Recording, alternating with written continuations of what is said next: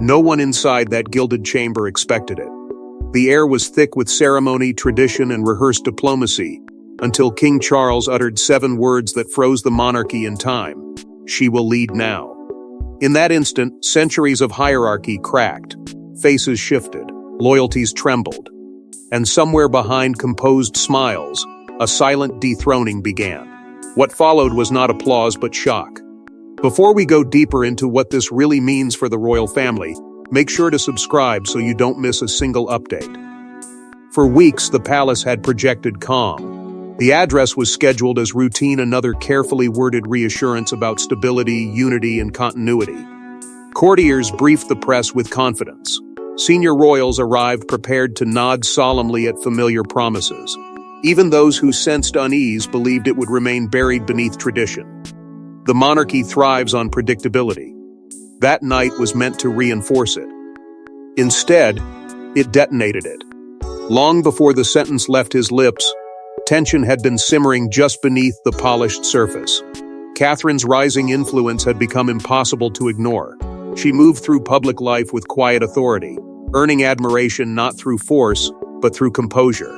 Meanwhile, Camilla held the formal crown, the title, the recognition she had fought decades to secure. Outwardly, there was unity. Inwardly, there were currents. Subtle shifts in seating arrangements, strategic appearances, a change in tone during engagements. Nothing dramatic, yet everything deliberate. Then came the pivot. Midway through his speech, King Charles abandoned the safe cadence of prepared remarks. His voice sharpened, his posture steadied, and with controlled certainty, he reframed the future of the monarchy around one figure, Catherine. Not as support, not as symbol, but as leader. The declaration was unmistakable. Authority, once implied, was now bestowed. The monarchy had not merely acknowledged her strength, it had transferred weight to her shoulders. Camilla did not interrupt. She did not falter. She remained composed, as protocol demands. Yet those who understand royal restraint know that silence can thunder. Her expression held dignity, but beneath it lay something harder to conceal: realization. Years of endurance, criticism, patience, and loyalty had secured her place beside the king. And in a single seismic moment, the axis shifted. It was not a formal removal. No title was stripped. But power does not require paperwork to move. It moves when recognition moves. Around them, advisors recalculated in real time. Senior royals exchanged glances too brief for cameras to capture, but too meaningful to dismiss. Some leaned forward, seeing opportunity. Others stiffened, sensing instability. The ripple effect spread instantly through private offices and private loyalties. Messages were drafted before the speech even ended. Alliances began to tilt. Because when a king publicly empowers one woman, it quietly unsettles another. Beyond palace walls, the reaction ignited confusion and fascination in equal measure. Supporters hailed it as visionary, a bold embrace of generational strength. Critics questioned the implications. Was this modernization or internal correction? Had the king revealed a long-planned transition, or exposed a fracture too deep to conceal? The public sensed something profound had occurred, even if they could not yet name it. What made the moment even more unsettling was its precision. This was no slip of the tongue, no emotional improvisation. The phrasing was deliberate, the timing calculated, the implications enormous. King Charles had not stumbled into controversy, he had orchestrated it. And that realization changed everything. Because if this was strategic, then it meant the restructuring of influence had been unfolding long before anyone outside those walls realized. But the real shock wasn't the words themselves, it was what those words quietly erased from the royal hierarchy. Long before the speech, whispers moved through palace corridors. A clash not of voices but of influence. 2 women. 2 visions of the monarchy. 1 throne's shadow. Catherine, the future embodiment of continuity. Camilla, the reigning queen whose authority seemed unshakable until it wasn't. Beneath royal unity, a silent rivalry had been escalating, and King Charles knew it could no longer remain hidden. At first, the contrast appeared subtle, almost harmless. Catherine carried a kind of effortless reassurance that resonated beyond palace walls. Crowds did not simply admire her, they trusted her. Her presence suggested stability without rigidity, warmth without weakness. She represented the next chapter before it was officially written. Camilla, by contrast, carried history. Her position had been hard-won, shaped by scrutiny, controversy, and years of patient endurance. She had weathered storms to stand beside the king. But history, no matter how resilient, does not always inspire the same fervor as promise. Public perception began tilting in quiet increments. Headlines praised Catherine's diplomacy, her composure, her measured confidence. Poll numbers shifted in her favor. Commentators spoke of renewal. Each appearance strengthened her standing, not as a future queen alone, but as a stabilizing force in the present. The admiration grew louder, and with every surge of approval, comparisons intensified. Camilla's authority remained formal, but Catherine's influence became emotional, and emotion moves faster than protocol. Inside the institution, positioning grew more deliberate. Catherine was entrusted with initiatives that carried symbolic weight. She spoke on matters that defined legacy and national identity. Invitations arrived with greater frequency, each one reinforcing her centrality. None of it appeared confrontational. No titles were revoked. No announcements made. Yet absence can speak louder than promotion. Camilla's visibility narrowed in subtle ways. Engagements once associated with her began shifting elsewhere. Moments that could have reaffirmed her presence instead amplified Catherine's ascent. Divisions formed quietly within the inner court. Advisors, aides, even long-serving staff found themselves aligned, consciously or not, with differing visions. Some believed continuity demanded evolution. Others feared that accelerating transition risked instability. Conversations, once private, became strategic. Loyalties were tested not by open disagreement, but by implication. It was not a battle of personalities. It was a struggle over direction. Camilla sensed it long before the public did. The invitations that slowed, the briefings that grew shorter, the glances exchanged in corridors heavy with restraint. She had endured isolation before. She recognized its shape. Yet this time, it was more complex. It was not scandal or outrage threatening her position. It was momentum, a gradual turning of attention that no speech had yet acknowledged. But everyone felt approaching. Meanwhile, pressure mounted around King Charles. Advisors urged foresight. The monarchy's image, they warned, could not remain static. Generational shifts demanded visible adaptation. Catherine embodied that adaptation effortlessly. To delay recognition of her role risked appearing hesitant, even disconnected. The king faced more than a personal dilemma, he faced a legacy decision. Protect the present arrangement or secure the future before it demanded to be claimed. By the time he stood before the nation, the struggle had already unfolded in private. The declaration that stunned the world was not born in a single evening. It was the culmination of measured conversations, mounting statistics, emotional reckonings, and silent realizations. The speech did not ignite rivalry, it revealed its outcome. And in doing so, it reshaped more than hierarchy, it exposed the cost of choosing continuity over comfort. Yet rivalry alone doesn't dethrone a queen, so what forced King Charles to act so decisively? Kings do not make explosive declarations without reason. Behind palace gates, pressure was mounting. Poll numbers, public sentiment, generational shifts, everything pointed to one undeniable truth: the monarchy was at a crossroads. And in moments of crisis, survival demands bold decisions. King Charles wasn't choosing favorites, he was choosing the future. The data arriving on his desk told a story that tradition could no longer silence. Public favor was no longer evenly distributed, it was concentrating, intensifying, orbiting around Catherine with undeniable force. Approval ratings rose with every appearance she made, every initiative she championed. The people did not merely see her as a future queen. They saw her as reassurance in uncertain times. That kind of momentum cannot be ignored. It can only be redirected or embraced. At the same time, quiet concerns about long-term stability began surfacing in private briefings. Advisors spoke carefully, but the message was clear. The monarchy's strength depends on relevance, and relevance depends on connection. A generational shift was underway across the nation. Younger voices were questioning hierarchy, demanding transparency, craving leadership that felt aligned with their values. They respected heritage, but they wanted evolution. Catherine embodied that evolution effortlessly. Camilla, despite resilience and loyalty, struggled to ignite the same emotional bond with the emerging generation.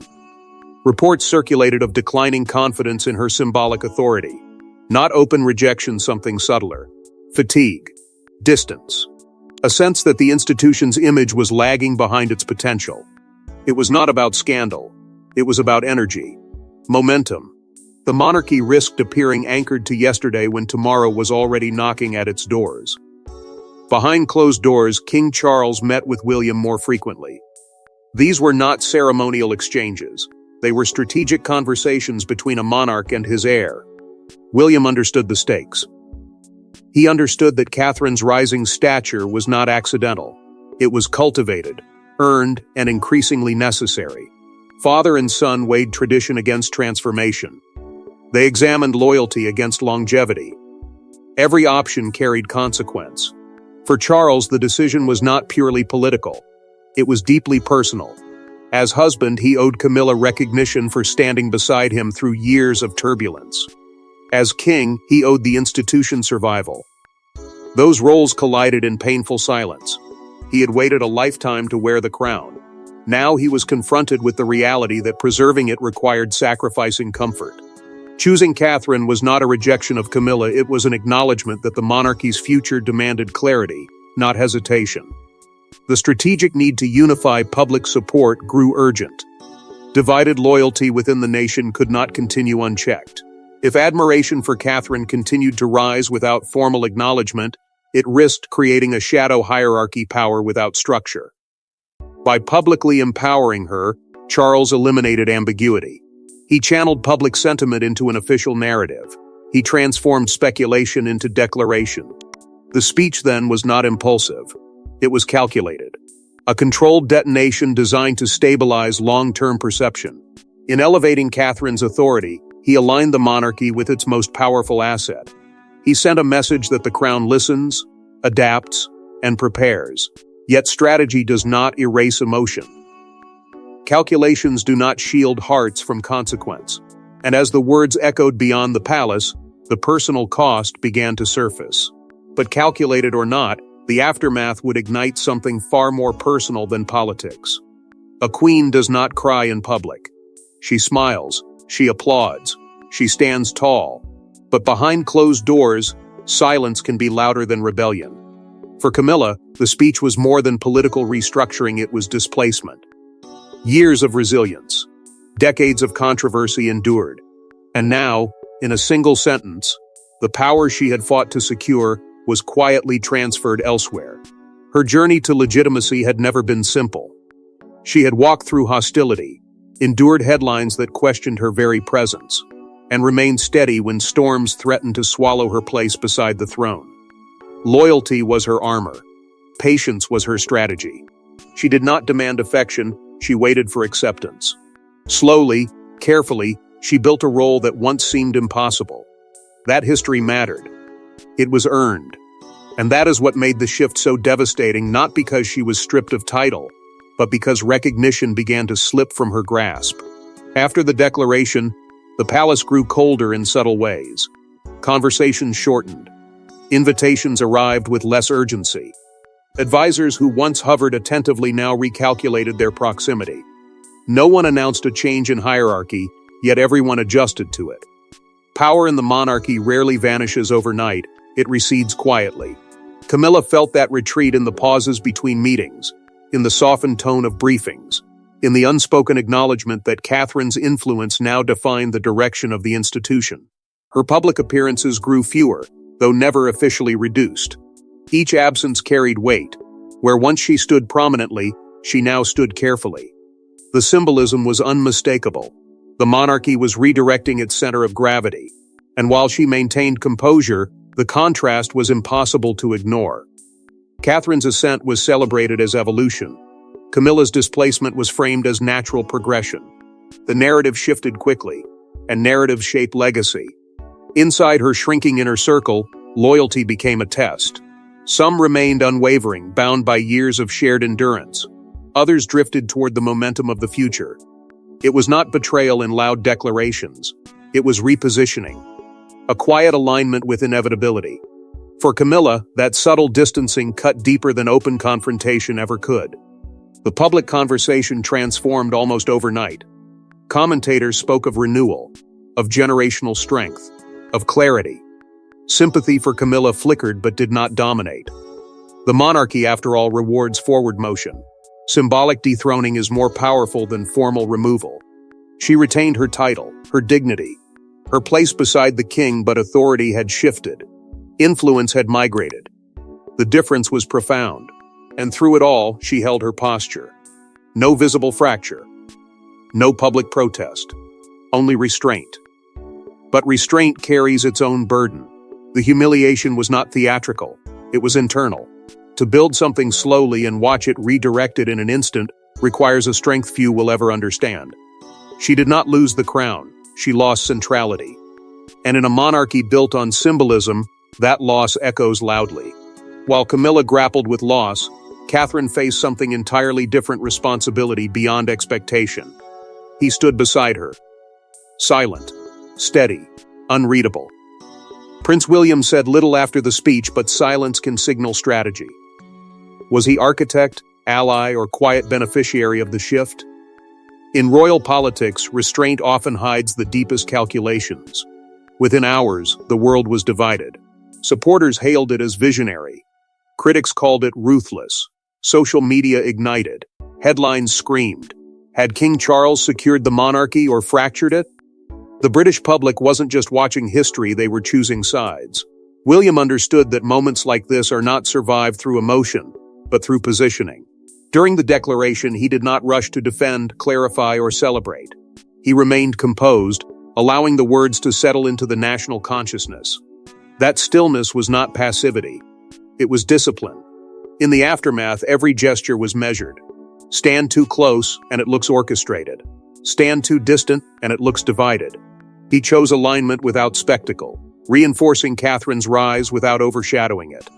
Behind closed doors, father and son had already weighed this future.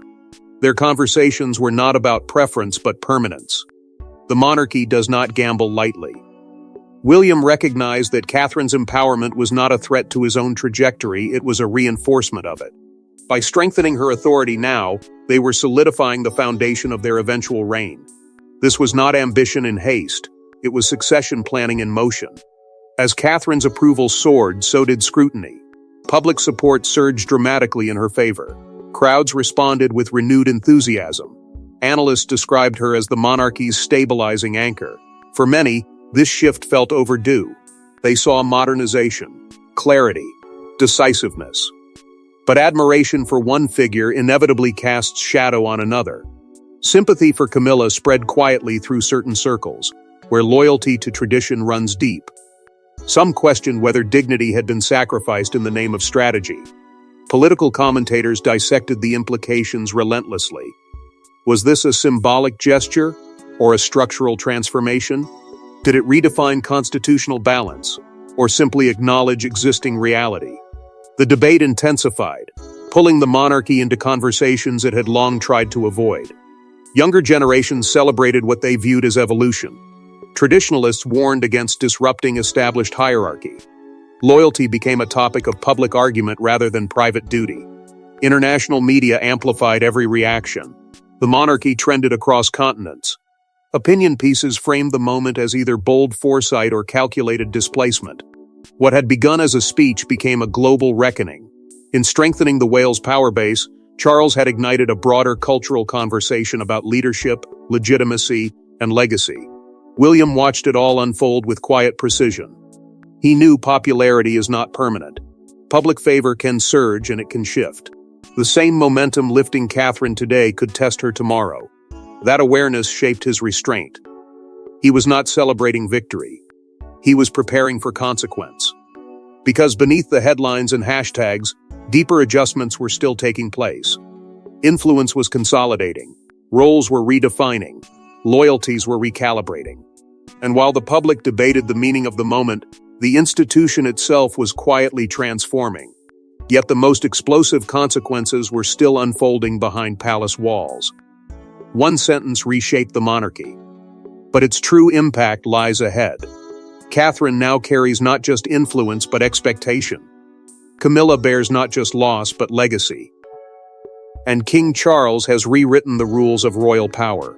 The question is no longer who leads, it's whether this gamble will save the crown or split it forever. Catherine's image is no longer confined to promise. It is evolving into authority. What began as quiet admiration has transformed into national reliance.